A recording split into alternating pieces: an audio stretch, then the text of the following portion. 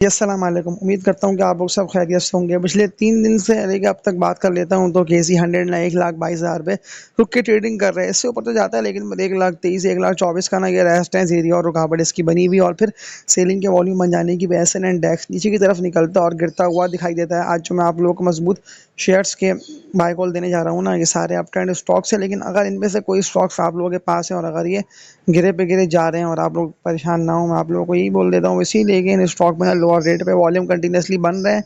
अब वॉल्यूम कुछ सेलिंग के बनते हैं इसीलिए कि ज़्यादातर लोग ना बेच के इनसे निकलते हैं। जितनी भी लोग ये वीडियो वॉच कर रहे हैं वो लाजमी इसको लाइक पे क्लिक करके शेयर करें। न्यू ऑडियंस जो ये वीडियो देख रहे हैं ना, वो बेल नोटिफिकेशन ऑल पे क्लिक कर लें ताकि फिर आप लोगों तक आने वाली वीडियोस का ना बर वक्त नोटिफिकेशन पहुंचता रहेगा। BF एग्रो से बात का आगाज़ कर लेता हूँ। देखिए, आखिरी रास्ता ना ये बचा है कि जो शेयर्स विद वॉल्यूम ऊपर जा रहे हैं उन्हीं में आप लोग ना बाय करके इन्वेस्टमेंट्स करके ना होल्ड कर लें। BF एग्रो की मैं इसीलिए बात कर रहा हूँ कि न्यू न्यू कंपनी लिस्टेड हुई थी और ये रुक के ट्रेड कर रहा था। देखिए, 2 दफ़ा मैंने आप लोगों को कहा कि ये अभी अच्छी रेट पे आप लोगों को मिल रहा है।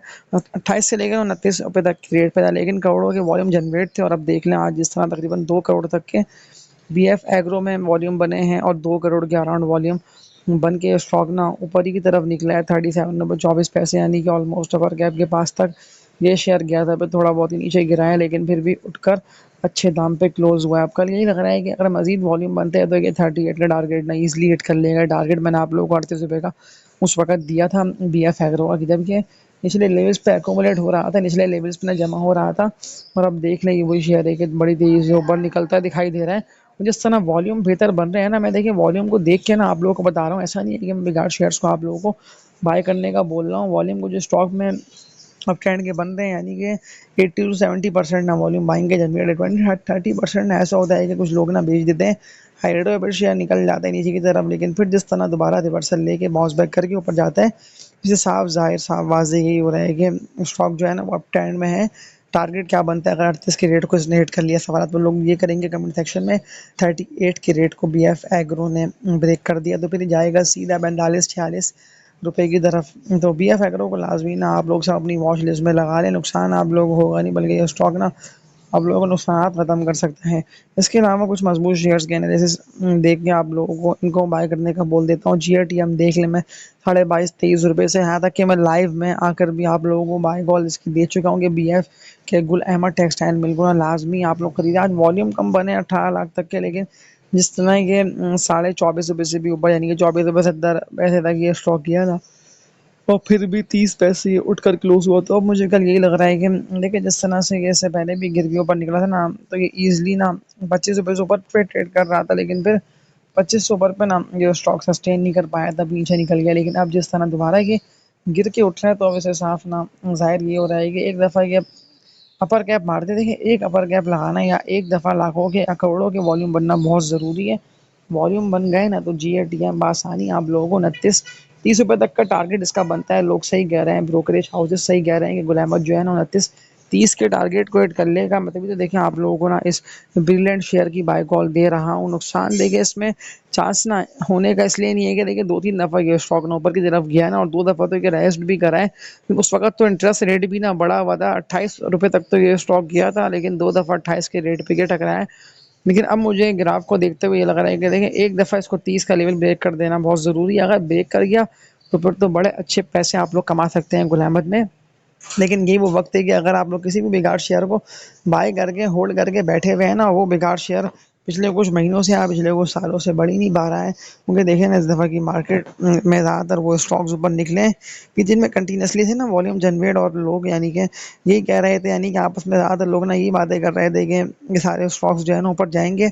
अब देख लें आप लोगों के सामने स्टॉक की परफॉर्मेंस है। इसके अलावा PPL की बात कर लेता हूँ क्योंकि सवालात PPL के कमेंट सेक्शन में आए हुए हैं, तो इसके एनालिसिस देख लेते हैं कि क्या बनते हैं और कहाँ तक PPL निकल सकता है। पाकिस्तान पेट्रोल लिमिटेड इसका नेम हो गया। आज के इनकी ट्रेडिंग की बात कर लेता हूँ तो अच्छे वॉल्यूम बने हैं, 85 लाख तक के, 170 रुपये तक ना PPL किया है और 170 पे थोड़ा सा ये रिवर्सल लेके नीचे निकला, लेकिन फिर भी 1.5 रुपये तक ये उठकर 167 रुपये 96 यानी कि 168 रुपये तक PPL जा चुका है। तो अब क्या लग रहा है, देखें एक दफ़ा ना PPL को 170 से ऊपर पे ट्रेडिंग कर लेना बहुत ज़रूरी है। अगर 174 पे ये रुक गया 2-3 दिन, जिस तरह अभी इंडेक्स 1,22,000 1,23,000 पे होने की भरपूर कर रहा है ना कोशिश, तो फिर बआसानी ना ऊपर निकलता दिखाई देगा। आप लोगों को पीपीएल भी अगर 170 टू 170 रुपये से बरोबर सस्टेन कर गया, तो जितने भी लोग ये वीडियो वॉच कर रहे हैं वो लाजमी इसको अभी तक देखें। आप लोगों को मैंने किसी भी बेकार शेयर की बाय कॉल दी नहीं ना, आप लोगों को बड़े से बड़े नुकसान खत्म करने के लिए जो स्टॉक के नेम बता दिए ना, फ्री ऑफ कॉस्ट है मेरे इस चैनल पे। आप लोग को पिछली वीडियोस देख लेंगे तो ना आप लोग काफ़ी हद तक समझ लेंगे स्टॉक मार्केट को भी। देखिए कुछ शेयर्स में ना ग्राफ जिस तरह के बन रहे होते हैं ना, यानी कि अब ट्रेंड के वो वाजे ये बता रहे होते हैं कि स्टॉक में मजीद तेज़ी देखी जा सकती है, मजीद छलांग आ सकती है। पीपीएल की देखें बाय कॉल मेरे इस चैनल पे पिछले कुछ दिनों से इंटैक्ट है। ज़्यादातर लोगों तक ना मेरी वीडियो पहुंच नहीं पाई। देखें आप लोग ना कमेंट्स करते रहिए और लाइक पे क्लिक भी करते रहिए, और सब्सक्राइब पर जितने भी लोग ये वीडियो देख रहे हैं वो one time bell notification all पर क्लिक कर लें। अगला टारगेट क्या बनता है पीपीएल का, इस पे बात कर लेते हैं। लेकिन अब जब मैं ये बात बोलूँगा तो आप लोग ये बोलेंगे ना कि आपको क्या पता।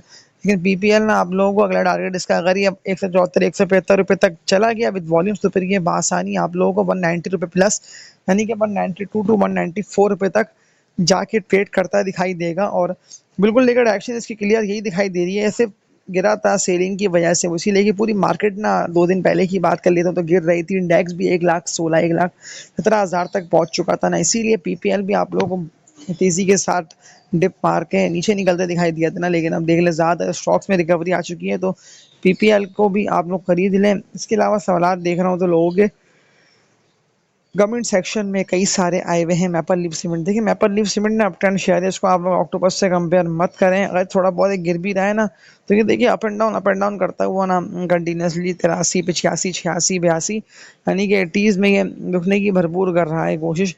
लेकिन एक दफ़ा ये इसी रेट पे ट्रेडिंग करता रहा ना कुछ दिनों तक, तो फिर मैपल लीफ सीमेंट ना आप लोगों को 90 रुपये तक निकलता दिखाई देगा।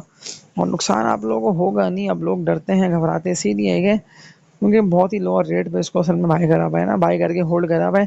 तो वही लोग ज़्यादातर पूछते हैं कि हम क्या कर रहे हैं, कब तक होल्ड करके रखें, कब तक ये स्टॉक मजीद ऊपर जाएगा और कितने दिनों में ये 100 रुपये का टारगेट फिट कर लेगा। तो 100 रुपये का टारगेट तो ये आप लोगों को 1.5 से लेकर 2 महीने के अंदर ना हिट करता दिखाई देगा। अब ऐसे में कि जब पूरी मार्केट में देखें ना आप लोगों को मौके मिल रहे हैं, हम नेटवर्क का क्या करें, HUMNL इसका कोड है, तो इसके एनालिसिस देख लेते हैं कि ये लॉन्ग टर्म के लिए बेहतर है या नहीं है बेहतर। 12.5 रुपये से ऊपर यानी कि 13 रुपये तक का आज भी इसने 2.5 करोड़ के वॉल्यूम के साथ हाई लगा दी। लेकिन थोड़ा बहुत एक गिरा, 13 रुपये का रेट तोड़ के फिर 20 पैसे उठ के क्लोज हो गया। जिस समय कि रुका है ना, और रुक के ना हम नेटवर्क जो है ना वो सीधा डायरेक्शन इसकी क्लियर है, और ये तो इस रेजिस्टेंस को 14 रुपये से ऊपर के ब्रेक करने को तैयार है। और मुमकिन है कि कल ये 14 रुपये के रेजिस्टेंस को ना ब्रेक कर दे। अगर कल ब्रेक कर गया तो 14 रुपये से थोड़ा नीचे भी निकला ना, जैसे कि 13 रुपये 60 13 रुपये 80 पैसे, तो फिर भी साथ देंगे वॉल्यूम, और हम नेटवर्क जो है ना बआसानी आप लोगों को मज़ीद ऊपर निकलता दिखाई देगा। तो बाय कॉल इसकी इंटैक्ट है, डरने की ज़रूरत नहीं है, घबराने की ज़रूरत नहीं है।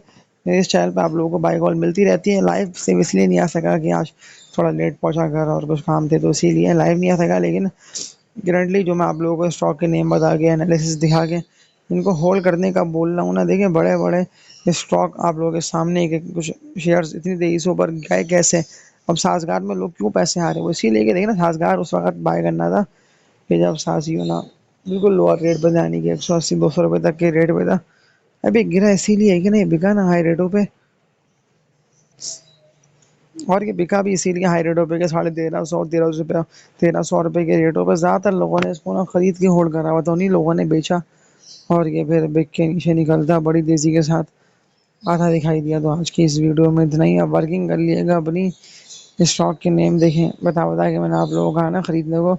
अब मैं कुछ नहीं कह सकता, आप लोगों के सामने शेयर्स की परफॉर्मेंस है कि क्यों स्टॉक इतनी तेज़ी से ऊपर निकलता है और क्यों स्टॉक तेज़ी से बिकता है तो नीचे गिरता है। तो आज की इस वीडियो में इतने तक के लिए अपना ख्याल रखिएगा आप लोग सब। अल्लाह हाफिज़।